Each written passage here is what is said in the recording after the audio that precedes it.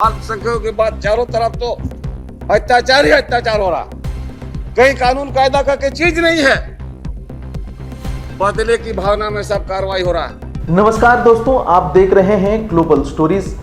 आज हम बात करेंगे एक बेहद खास और ऐतिहासिक फैसले की। झारखंड सरकार ने निर्णय लिया है कि अब झारखंड के सरकारी स्कूलों में बच्चे पढ़ेंगे उन महान हस्तियों की जीवनी जिन्होंने झारखंड को पहचान दिलाई। उन्होंने आंदोलन किया, संघर्ष किया और समाज को नई दिशा दी। जी हां, झारखंड के पूर्व मुख्यमंत्री और दिसोम गुरु शिबू सोरेन, झारखंड आंदोलन के जननायक विनोद बिहारी महतो और प्रसिद्ध शिक्षाविद व सांस्कृतिक पुरुष डॉक्टर रामदयाल मुंडा, इनकी गाथा अब किताबों में शामिल होंगी। अक्सर हम देखते हैं कि बच्चे इतिहास में मुगल, अंग्रेजों और बड़े राष्ट्रीय नेताओं की बातें तो पढ़ जाती हैं, लेकिन अपने राज्य के नायकों के बारे में उन्हें बहुत कम जानकारी मिलती है। झारखंड की पहचान, यहाँ का संघर्ष, यहाँ की संस्कृति, धरोहर बच्चों तक नहीं पहुँच पाती। सरकार ने इसी सोच के साथ 1 से 8 तक कक्षा की किताबों को नए सिरे से तैयार करने का निर्णय लिया, जिसमें झारखंड के आंदोलन, जननायकों को और योगदानकर्ताओं को स्थान दिया जा रहा है। आइए सबसे पहले बात करते हैं झारखंड के सबसे बड़े राजनीतिक और सामाजिक चेहरा शिबू सोरेन की, जिन्हें दिसोम गुरु कहा जाता है। शिबू सोरेन झारखंड मुक्ति मोर्चा यानी जेएमएम के संस्थापक है। उन्होंने 1970 के दशक में अलग राज्य की मांग को मजबूत किया और आदिवासी के अधिकारों के लिए संघर्ष किया। किसानों, मजदूरों और शोषित वर्ग की आवाज बने। वे 3 बार झारखंड के मुख्यमंत्री रहे और केंद्र सरकार में मंत्री भी। झारखंड के गांव-गांव में उन्होंने लोगों को सिर्फ एक नेता नहीं बल्कि संघर्ष के प्रतीक के तौर पर देखा गया। आज बच्चे इनकी कहानी पढ़ेंगे तो वे जानेंगे कि आंदोलन सिर्फ दिल्ली या बड़े नेताओं से नहीं होती, बल्कि गांव का एक किसान नेता भी पूरे व्यवस्था को हिला सकता है। अब बात करते हैं विनोद बिहारी महतो की, जिन्हें झारखंड आंदोलन के जननायक कहा जाता है। इनका जीवन बेहद साधारण था, लेकिन विचार बेहद क्रांतिकारी। विनोद बिहारी महतो ने मजदूरों, खासकर कोयला क्षेत्र के कामगारों को संगठित किया।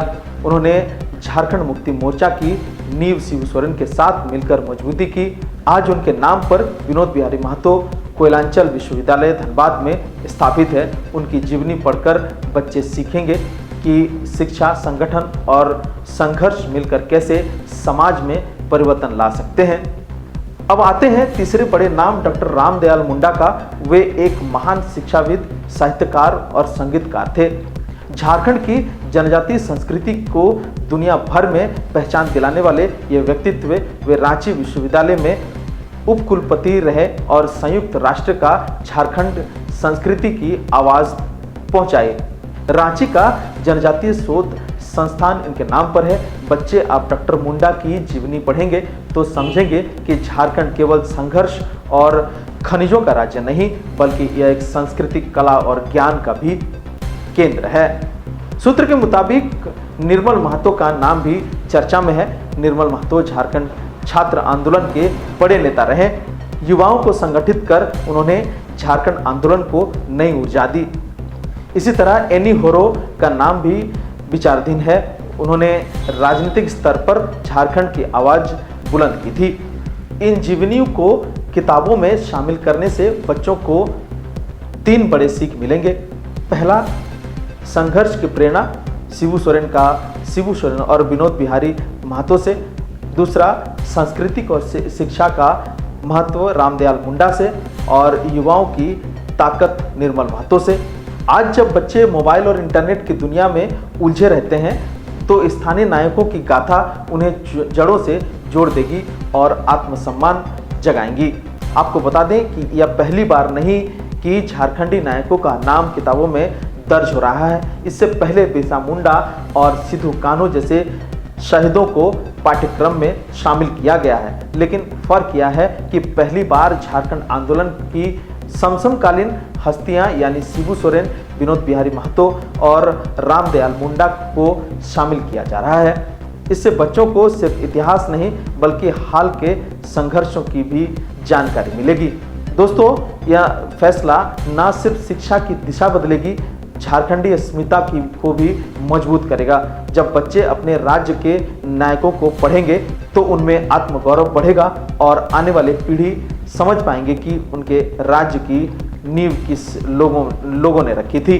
सोचिए, कल का बच्चा जब कहेगा मैं झारखंड से हूँ, मेरा राज्य में नायक शिबू सोरेन, विनोद बिहारी महतो और रामदयाल मुंडा है, तो ये कितनी बड़ी उपलब्धि होगी।